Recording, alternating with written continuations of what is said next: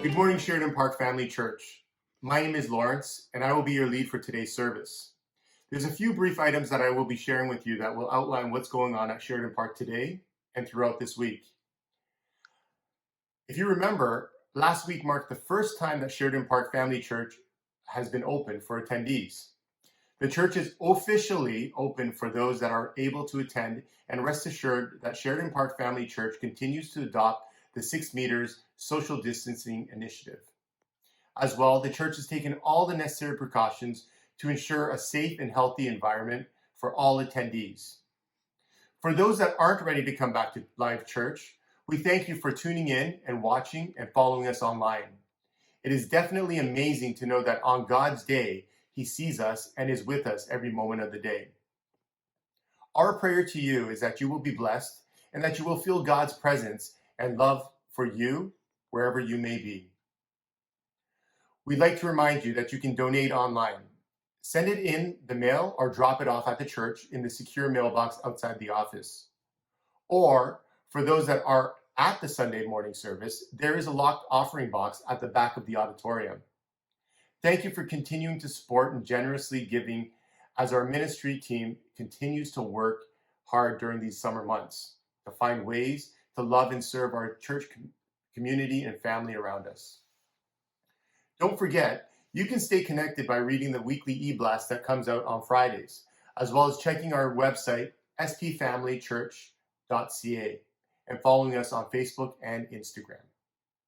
We trust that you are finding ways to pray, bless, and share with the people you come into contact each day. Stay tuned later to hear a story about how one of our families has been doing that. In a brief moment, Pastor Keith will be sharing again on the theme of emotions. If you missed last week's message on Psalms Unpacking Emotions, I suggest you go and watch it right after today's message. Enjoy today's songs and Pastor Keith's message on unpacking anger. And thank you for tuning in to Sheridan Park Family Church. We appreciate you and pray that one day God will provide our doctors with the ability to treat and cure this disease and allow us to meet once more at Sheridan Park Family Church as a group. Have an amazing Sunday. Bless always.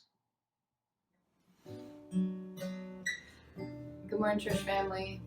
I want to give you the opportunity this morning and invite you as you reflect on the words of these songs that really talk about the justice of God and the righteousness of God and just the perfect love of God, to really even just take some time to pray and thank Him for what that means for you.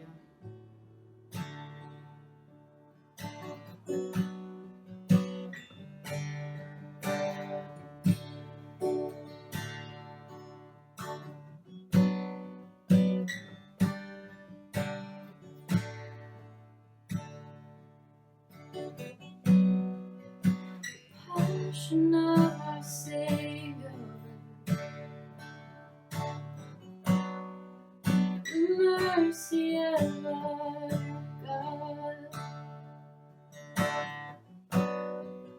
the cross that leaves no question of the measure of your love.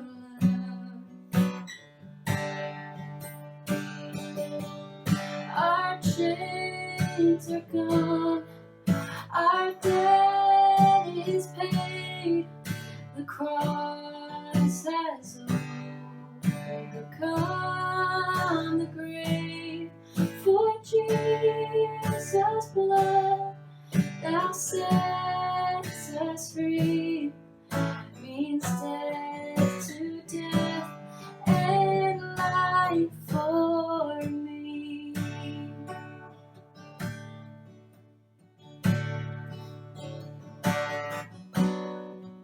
The innocent judged guilty, while the guilty one walks free. Death would be his portion, and our portion liberty. Our chains are gone, our debt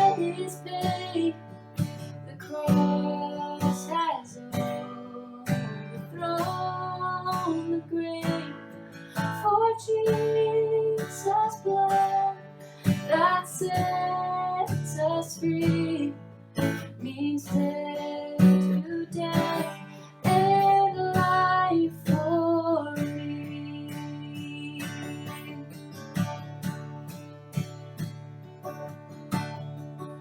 I give my whole life to honor this love by the Lamb who was slain. I'm forgiven, the sinner's Savior, crowned him forever.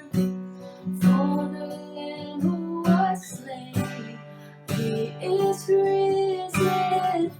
I give my whole life to honor this love by the Lamb who was slain. I'm forgiven, the sinner's Savior, crying forever. For the Lamb who was slain, he is risen. Our chains are gone, our death is paid. The cross has overthrown the grave.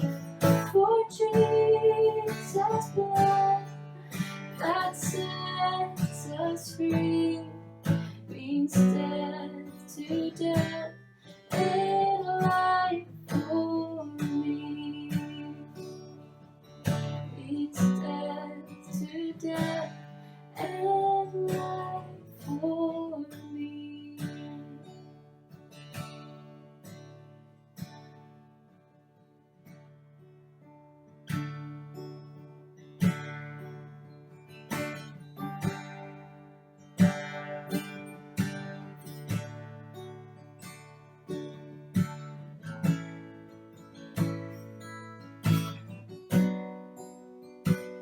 You are here, moving in our midst. I worship you, I worship you. You are here, working in this place. I worship you, I worship you. You are waymaker, miracle worker, promise keeper, light in the darkness. My God, that is who you are. You are waymaker, miracle worker, promise keeper, light in the darkness. My God, that is who you are. You are here, touching every heart. I worship you, I worship you. You are here, healing every heart. I worship you, I worship you. You are waymaker, miracle worker, promise keeper, light in the darkness. My God, that is who you are. You are waymaker, miracle worker, promise keeper, light in the darkness. My God, that is who you are. That is who you are. That is who you are. That is who you are. That is who you are. Even when I don't see it, you're working. Even when I don't feel it, you're working. You never stop working. You never stop working. Even when I don't see it, you're working. Even when I don't feel it, you're working. You never stop working. You never stop Waymaker, miracle worker, promise keeper, light in the darkness, my God, that is who you are. You are waymaker, miracle worker, promise keeper, light in the darkness, my God, that is who you are. That is who you are. That is who you are. That is who you are. That is who you are.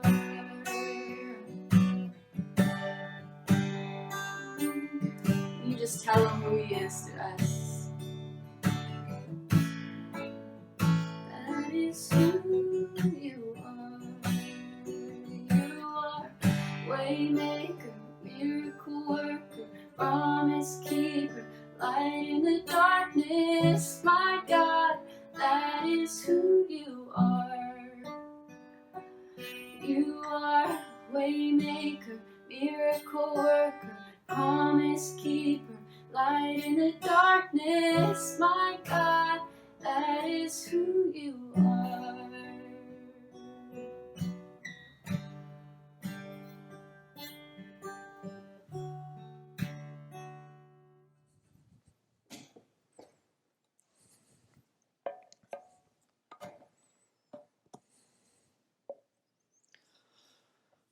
In my second year of Bible college, I thought it'd be a good idea to move in with some of my friends, and we were excited to all just be together and to be roommates out on our own.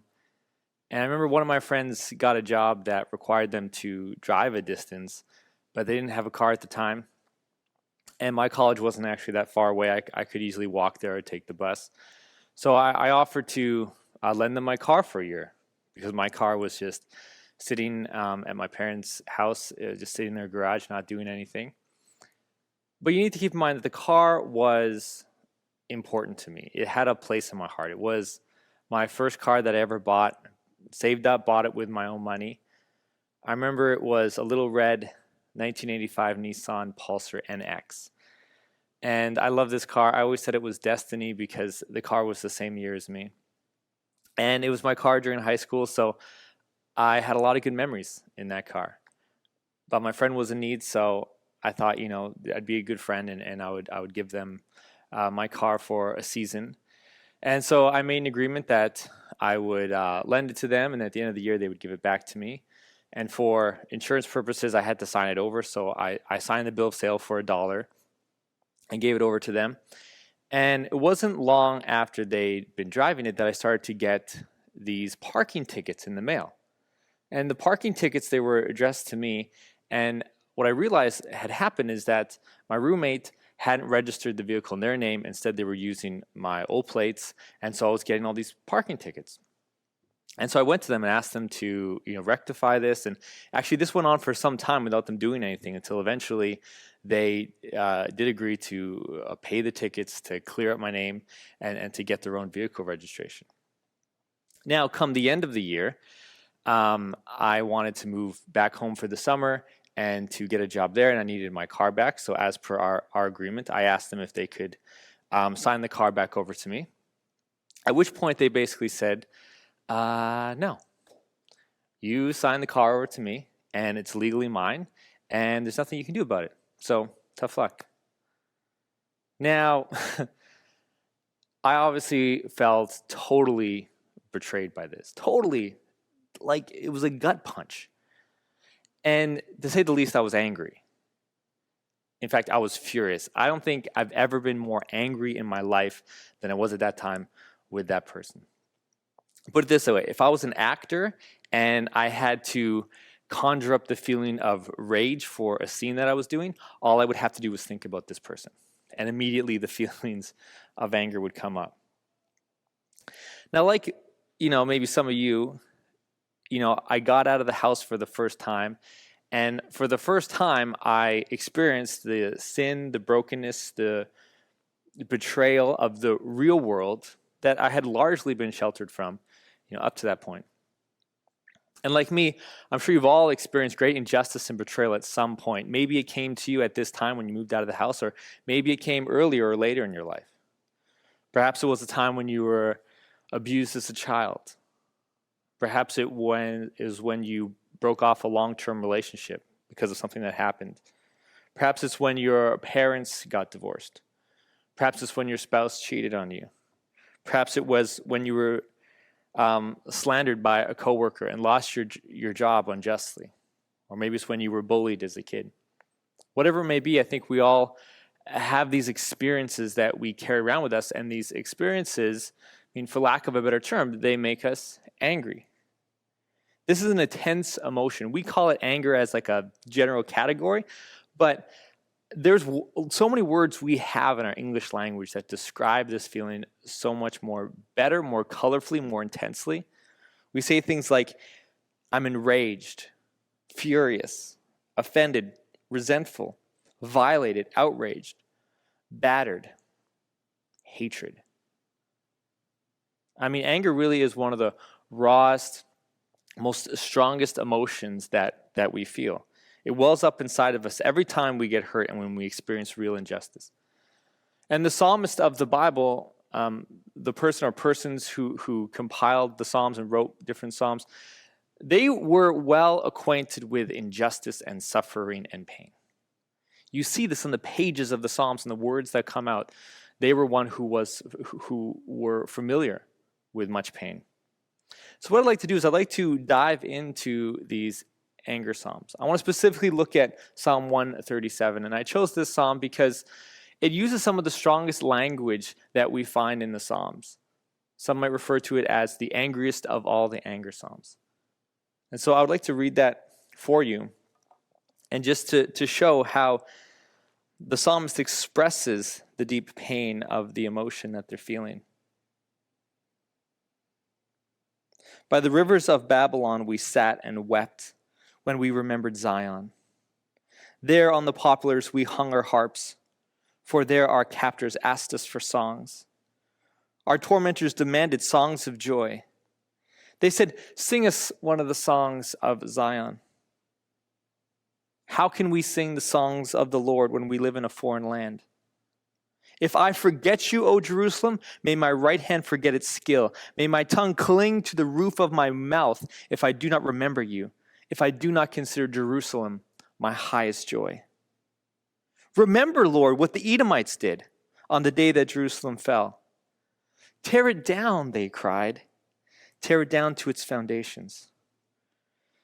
Daughter Babylon, doomed to destruction, happy is the one who repays you according to what you have done to us. Happy is the one who seizes your infants and dashes them against the rocks. Strong language. These are strong words indeed. It's such raw, unforgettable emotion that I think causes most of us to skip over these psalms, or maybe this psalm in particular, or at least to pose the question, what is this doing in the Bible? What is this doing in the Bible? In fact, it's not just this psalm, it is a few psalms. It's actually in a category of 20 other psalms known as the imprecatory psalms. I sometimes refer to them as the anger psalms or the vengeful psalms, but they're imprecatory. And what the word imprecatory simply means is to call down curses upon one's enemies. And this is what the psalm seems to be doing. Now I've decided to start going into the book of Psalms by using the imprecatory psalms.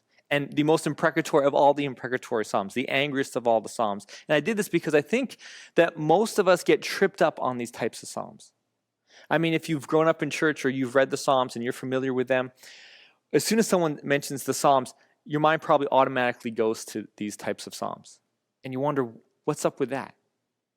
And so unless we address that, it's hard to get beyond that. And also, these psalms are one of the hardest psalms to interpret and to apply to our lives. And so by taking a look at how do we apply this to our lives, we also learn a lot about the interpretive principles of the book of Psalms. So the question is, why is the psalmist here calling down curses upon the Edomites and the Babylonians? And the answer is quite simple. Because the psalmist has experienced great injustice, great atrocities at their hands. I mean, the psalm, like most psalms, takes place in a historical context, but we actually know exactly what the historical context is here. It's when the Babylonians came and conquered the city of Jerusalem. They besieged the city. They broke into the city. We know that they killed, they raped, they murdered, they stole the babies from their mother's arms. They smashed them against the rocks. And then they took those very women that they stole their children from and they sold them into slavery, took them to Babylon, and then would parade them around and say to them, sing us songs, sing us the songs about your city Zion and about all the songs of joy you used to sing about your city that we just sacked. And then the Edomites, what did the Edomites do? The Edomites, they were their neighbors, and they hated the Israelites. And so when this terrible thing is happening to them, they're gloating over it. They're mocking them. Right? It says, burn it to the ground. It's terrible. When we look at it this way, we see the person is speaking heavily because very heavy things have happened to them. How do you think you would respond if you experienced these kinds of atrocities? How would you respond? Chances are you have responded using just as inflammatory words and vocabulary as the psalmist does here, even though the injustices you have experienced are probably nowhere near as bad as what the psalmist has experienced. And so it makes perfect sense that he would use that kind of language. If you're anything like me, you've probably only experienced maybe what we could refer to as first world atrocities. But the psalmist has actually experienced world-shattering atrocities. And so the psalmist is speaking out of that place. And so if you think about that, the language is actually quite reserved. The psalmist has experienced extreme anger, probably more anger than any of us will ever experience. The psalmist is experiencing anger in its highest form. As I said in my sermon last week, the Psalms are there to help guide us, to teach us how to pray our emotional feelings to God. That's what they're there. And that's exactly what the psalmist is doing here. And let us not forget that this is the context of prayer. The psalmist is praying this, is addressing this to God. Therefore, the psalm, I think, has a lot to teach us about how to unpack our anger with God. See, we do experience a lot of anger these days, just in life in general. And usually there's about two ways that people deal with their anger. And one way is to be unaware of it, and that is to suppress it, pretend it's not there. And the other way would be to be under the control of one's anger and to let the anger and just vent it, uncontrollably. Now, if you're unaware, well, this could be that you were taught, maybe when you were young, that anger is a bad thing and you shouldn't experience anger and it's terrible in all its forms. So if you're feeling anger, you just say, well, I'm not angry. Well, I'm perturbed maybe, but I'm not angry. Maybe I'm frustrated. I'm not angry. Don't worry about it. Or perhaps you've been taught that anger is like the truest form of your feelings. It's your true self expressing it. And so anger is a good thing. You need to give into it. And so if you're ever feeling angry, you should say, I'm offended, I'm outraged, and I'm going to get you back twice as bad as you got me. You should give into it, and you should hurt back those people who hurt you because your anger is speaking to your true self. Now, the Bible shows us that either way is unhealthy, and it actually shows us a third way, a healthy way, God's intended way, which is to unpack our anger with God in prayer. It's the only proper, healthy way to process our anger. We see this very clearly in Psalm 137. The psalmist here, he's not unaware of his anger. No. He is clearly owning his anger. He's being honest and raw about his anger before God. He's expressing it to him in the fullness of the anger that he's feeling. And we need to know this. We need to keep in mind that we are emotional beings and we feel feelings. And that those feelings in and of themselves may not be inherently bad. Because we have these feelings because we were created, of course, in the image of God. Therefore, God must feel these feelings in some uncorrupted way, as everything is corrupted in this world and under the curse, and so even our emotions are. But God does have these emotions. In fact, we read multiple times in the Bible that God gets angry. We see Jesus getting angry, yet we know that both God and Jesus did not sin. Dr. Timothy Keller says this, Righteous anger is simply energy expressed towards something bad, which is threatening something good. Righteous anger is simply energy expressed towards something bad that is threatening something good. There is such a thing as righteous anger. The psalmist here is experiencing righteous anger at injustice, and we too should experience righteous anger when we witness great injustice. In fact, by doing this, we are actually fulfilling the scripture, Ephesians 4:26. Ephesians 4:26 is one of those New Testament passages that specifically addresses anger, and this is what it says. Be angry and do not sin. Do not let the sun go down on your anger.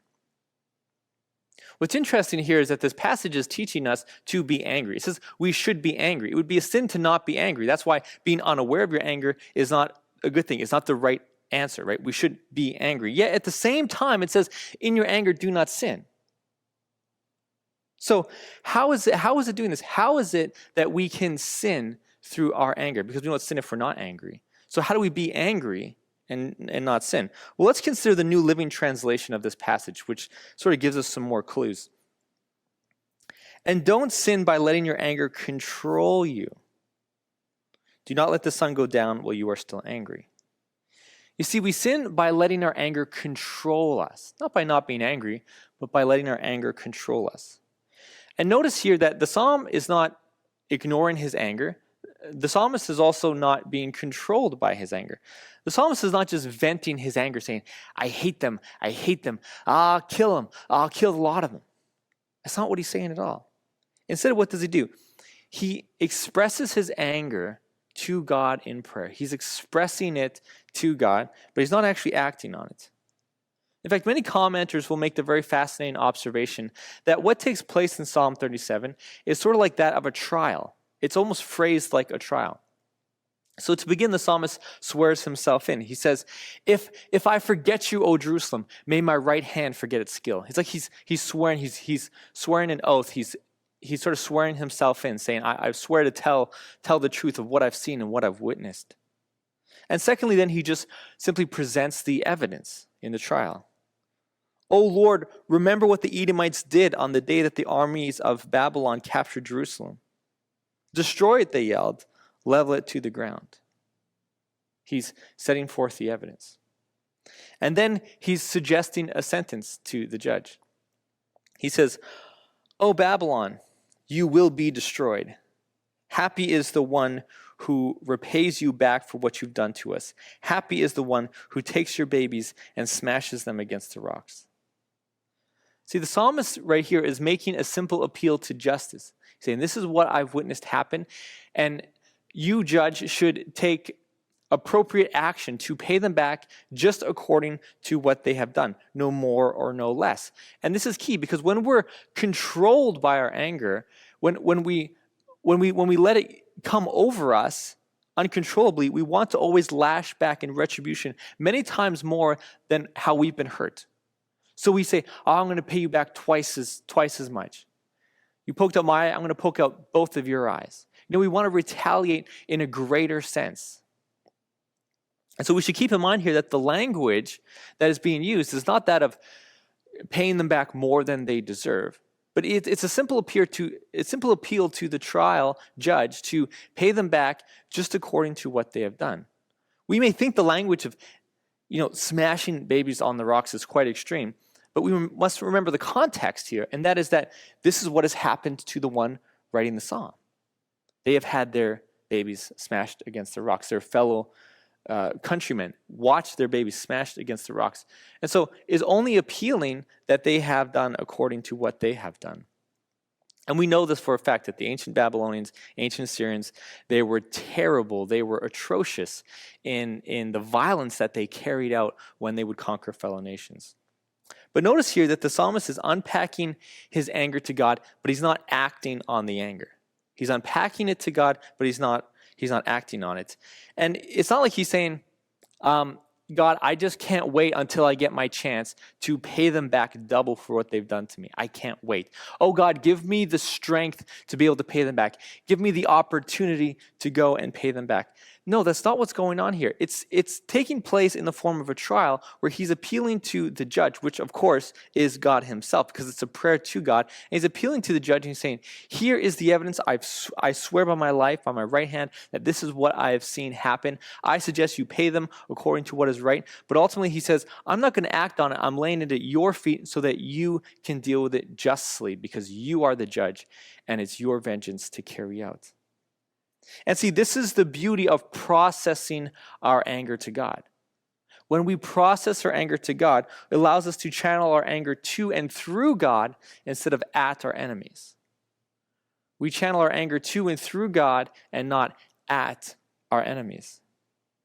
In other words, the imprecatory Psalms are giving us permission to express ourselves fully in our anger to God, yet not seeking to return evil to those who have done us, just as the Apostle Paul says in the book of Romans, don't repay evil for evil, but repay evil for good.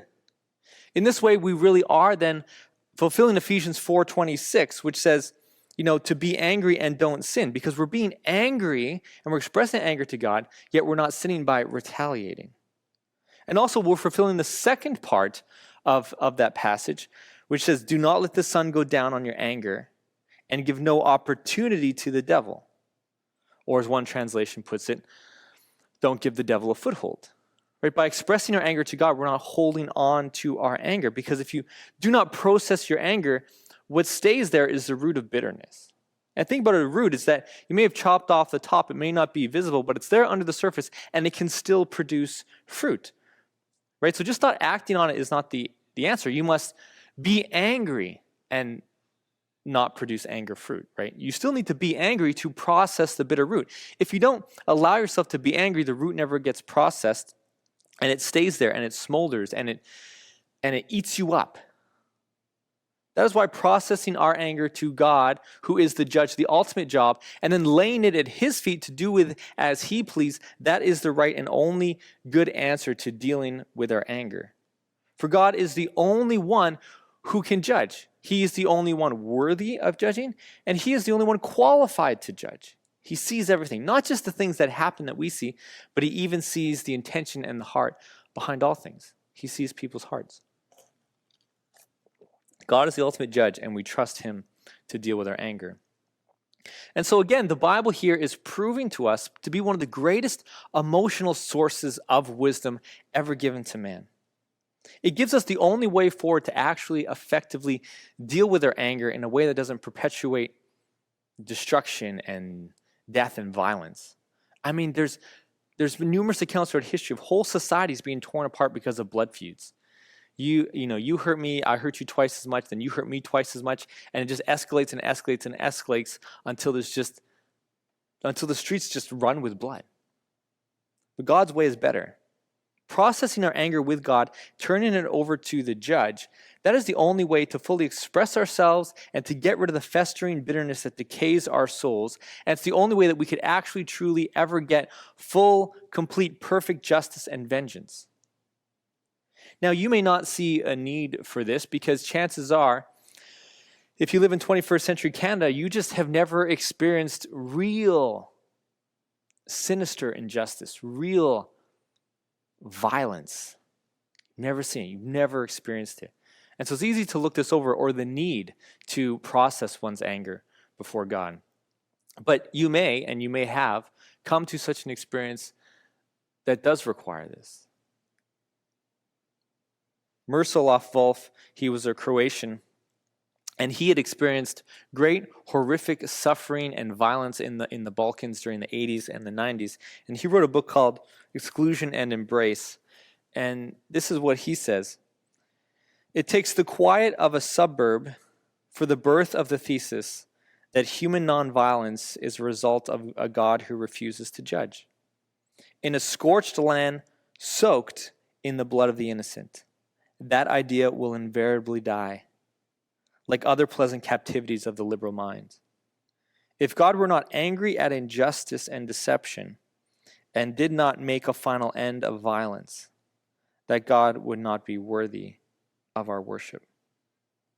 See, essentially what Wolf is saying here is that it's only the comfort of a suburban home who's never experienced true suffering and violence that you can have the idea that, oh, it's okay to not believe in a God of judgment, a God who's the ultimate judge who will set everything straight, and to think that the world can operate just fine and peacefully without that.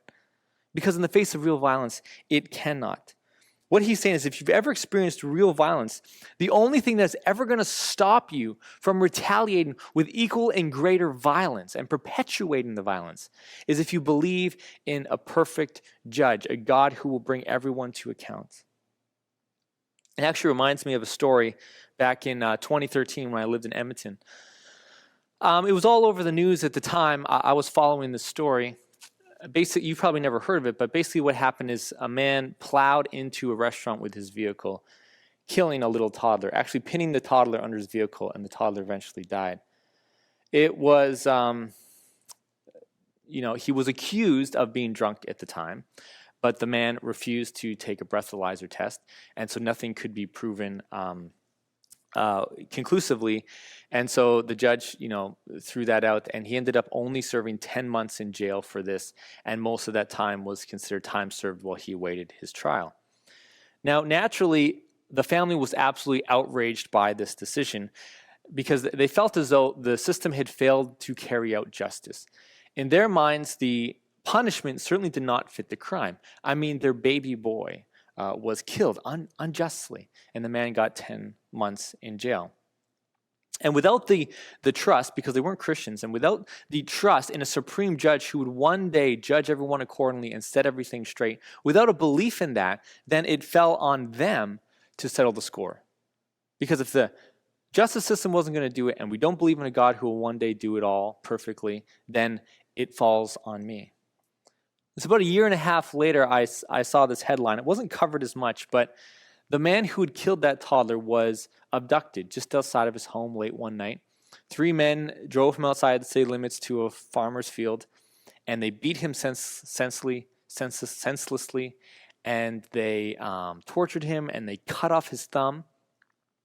And when he asked his captors why they were doing this, they said, "You know what this is about." And actually, his wife was assaulted in a parking lot just shortly before that as well.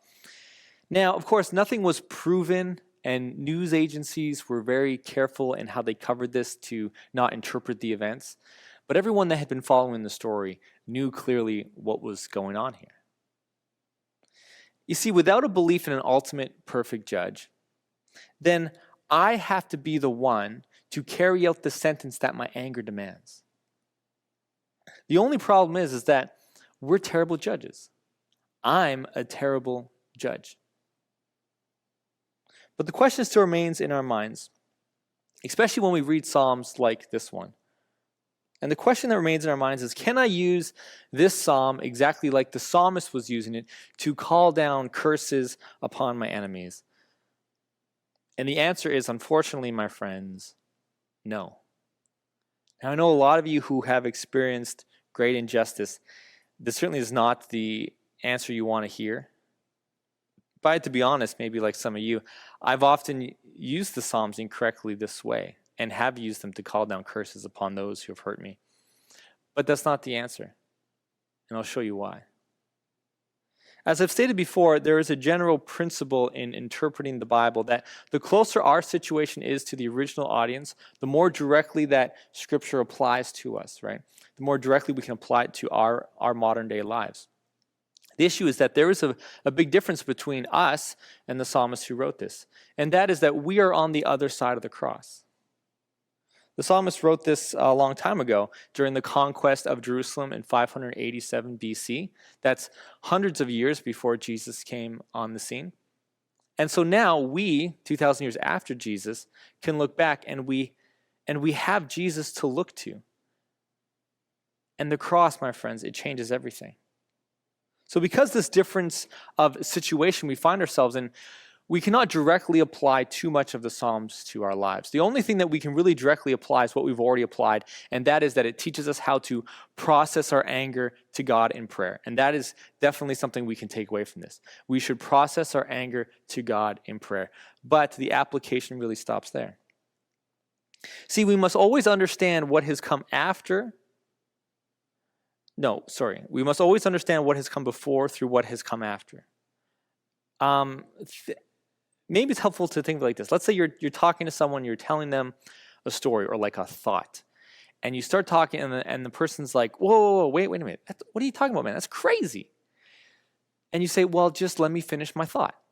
And you finish your thought, and then they go, oh, I get what you're saying, right? Because when you finish the whole thought, then what you said before, although it sounded crazy before, it now makes a whole lot of sense. And the same thing goes for interpreting the Bible. There's actually a word for this. We call it progressive revelation. And that is that we believe that God reveals more and more of his plan, as the Bible carries on and as history carries on. And as we know, Jesus is the climax of God's plan for salvation. It's his plan for humanity, right? And so without that key piece, things looked very different. And now that we have the key piece, when we look back to the Old Testament, to books like the Psalms, we must always read them through the interpretive lens of Jesus. They didn't have Jesus, but we have Jesus, so we must always keep Jesus in mind when reading that which came before Jesus. So the question then is, how does Jesus change how we read the Psalms, especially the imprecatory Psalms? Well, there's actually a passage in Luke 19 where Jesus quotes this exact psalm, Psalm 137. He quotes it when he's heading into Jerusalem just before he goes to the cross. So he's coming into Jerusalem to be tortured, to be mocked, to be murdered. And this is when he quotes it. And so Jesus knows that he is God's son and he is going to be smashed upon the rocks. And with that in mind, he quotes this psalm as though he is the child that is being stripped and smashed against the rocks for the sins of the world. Let me just unpack that for you just a minute.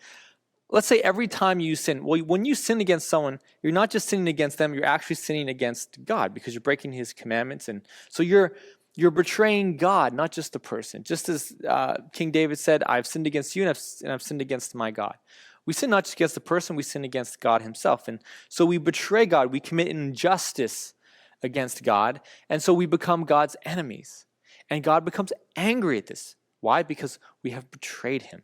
And same thing goes when somebody hurts us. When somebody sins against us, they are sinning against God. And so God feels the betrayal more than us. And we may get angry, but God at the same time is also getting angry. And he's even feeling the anger in a deeper sense. He's angrier than we are at the sin that is committed against us. But instead of taking vengeance on us or those who have hurt us, what does he do? Well, he doesn't treat us as he could or he should. Rather, he gives his one and only son to be dashed against the rocks so that the score could be even.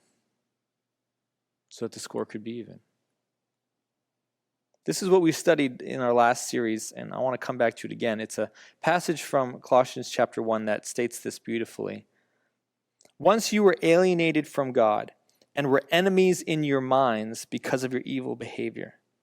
But now he has reconciled you by Christ's physical body through death to present you holy in his sight, without blemish and free from accusation.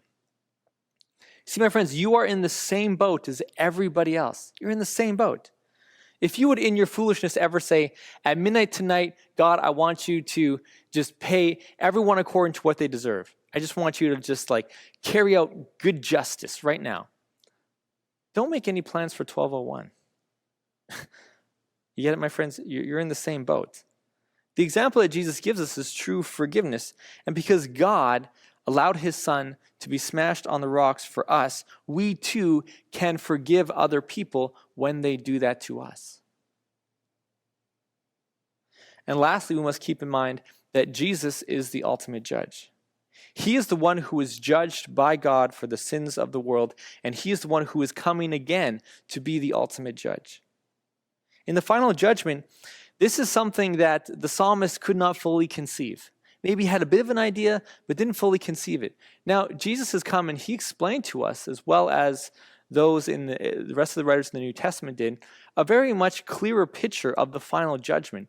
And we know for certain that Jesus is going to come again to judge the living and the dead, and it will be perfect. We're not sure exactly what it will look like, but we have a much clearer picture than the psalmist has, and we know it will be good and complete. I think it's said best in the Hildenberg Catechism, which is a very ancient document, but it states it very perfectly. What comfort is it to thee that Christ shall come again to judge the quick and the dead? That in all my sorrows and persecutions, with uplifted head, I look to the very same person who before offered himself for my sake to the tribunal of God, and has removed all curse from me, to come as judge from heaven. Who shall cast all his and my enemies into everlasting condemnation, but shall translate me with all the chosen ones to himself into heavenly joys and glory. Therefore, in light of the cross and in light of the coming judgment, how should we deal with our anger? Well, as I've said, we unpack our emotion of anger to God through prayer, and then we do this. We forgive, we love, and we bless those who have angered us. We forgive, love, and bless those who have angered us. That's right. It may hurt to hear it, but the truth of the matter is that we cannot, that we should not, we have no right to retaliate. That's for God. He's the judge, not us. Our job simply is to love, to forgive them, to bless them. Just as Jesus said in the Gospel of Luke, chapter 6. But to you who are listening, I say, love your enemies. Do good to those who hate you. Bless those who curse you. Pray for those who mistreat you. To summarize our teaching today, we are to feel anger and do love. If you were to take nothing else away from this sermon but this one thing, it could be summarized in this. We are to feel anger and do love. Feel anger and do love. We must feel the fullness and rawness of our anger before God, but never to act on it. And Jesus commands us to take loving action towards our enemies and to those who have angered us. Feel anger, do love. This is what separates Christian anger from all other worldviews and religions and philosophies. This is what separates the Christian response from all others' response. This is what separates Christian protests from other kinds of protests, Christian social media posts from other social media posts, or at least it should. This is what makes us different, is our love for our enemy, yet our ability to process our anger. To conclude, I'll finish the story that I begun at the beginning of my sermon, because I know you're all probably just dying to know how I responded to this situation when my first car was taken from me. Now, I think I need to preface this by saying, when this took place, I was 19. Okay, so I didn't at all have the emotional maturity, let's say, or Christ-likeness that I might have today. In fact, I was never really discipled at all, or taught how to deal with my anger, or how to, really deal with injustice done towards me, right? Or maybe I just wasn't listening. I don't know. But what I did have was the teachings of Jesus. And what I read to you from Luke chapter 6, there's that chapter, and there's Matthew 5, 6, and 7. And I was really infatuated with those particular parts of Jesus' teaching. It was the Sermon on the Mount and the Sermon in the Valley.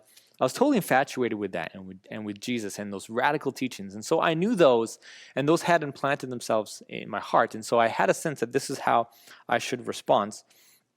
But at the same time, I have to admit that I was super angry, and that, yes, I replayed anger fantasies over and over again in my mind, and I had devised all kinds of ways that I could have repaid this person twice as bad as they had hurt me. I remember this person was living with me at the time, so there's all kinds of ways that you can really get at a person, when they're sleeping just not too far from you.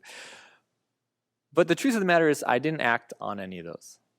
Yet at the same time, I didn't have the emotional maturity to be able to actually forgive them or to bless them.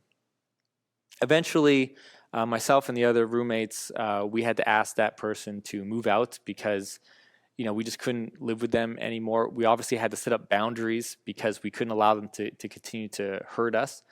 But that's the only action I ever took. I didn't take any other retaliatory action against that person. But like I said, this was all I could do at the time. I had never been discipled about what to do. But it's my hope that now this teaching, this psalm can help you to be able to process your anger and to deal with those real big hurts, the real big suffering and injustices that you have experienced in life. I hope it can empower you to release those emotions, to get rid of the bitter roots, so that you can unpack your anger to God and actually move forward in forgiveness and love. Let me pray for you. Dear God, I just thank you for this teaching. Lord, I thank you for the Psalms that you have preserved throughout the ages. Thank you for Jesus. Thank you, Jesus, for being the sacrificial lamb, so to speak, for going before us, for taking the punishment, for forgiving me. Lord, would you help me to extend the same forgiveness that has been extended to me, even in all my anger? And help us, Lord, to come to you, not to run away from you when we're feeling deep, deep pain. Would we express it to you? And when we do that, would you change our anger? Lord, would you convert it into peace and love? Only you can do this, God. When we come to you, we ask, Holy Spirit, that you would be so gracious as to do this supernatural work in our hearts, to transform our hearts from within. And that through that we could be an amazing witness to you amongst the people that are looking at us like representatives of Jesus and saying, what is Jesus like? Would we be able to show Christ-likeness, Lord, in the hardest of situations and the deepest of betrayals? Lord, would you do this for your own glory and your sake, that more worship and honor would be given to you all the time? And I pray this for all the people that are here today or listening to this today, Lord Jesus. Amen. Thank you so much for taking the opportunity to join with us today online and worshiping with us.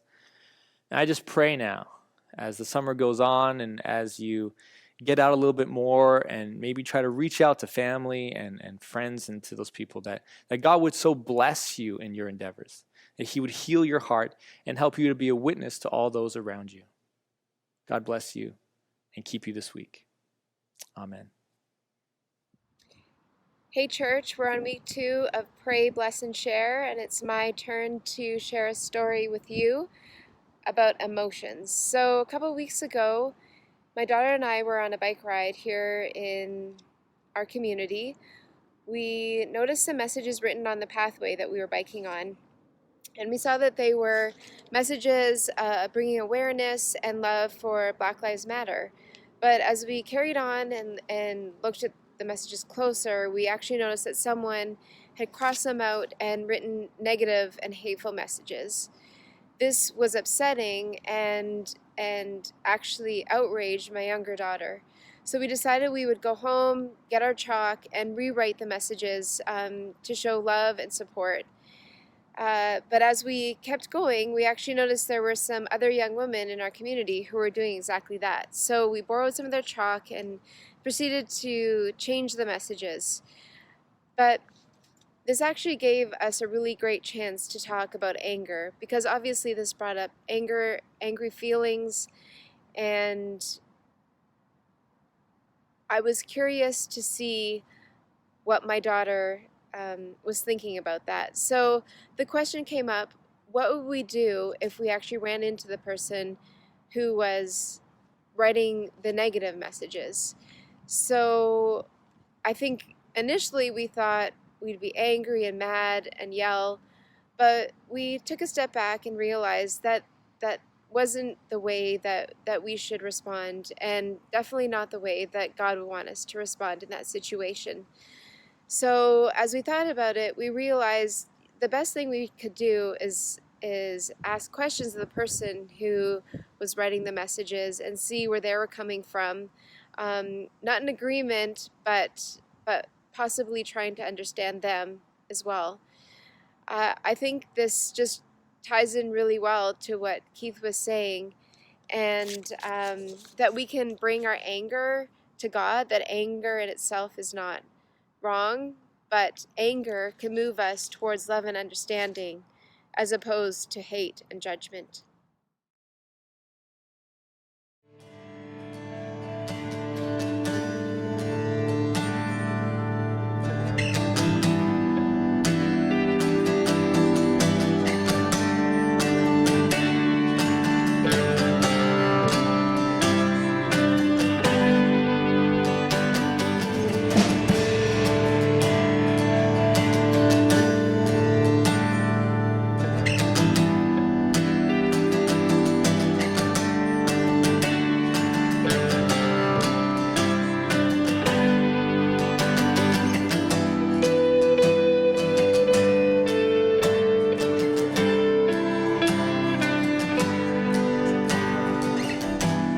Before I spoke a word, you've been singing over me. You have been so, so good.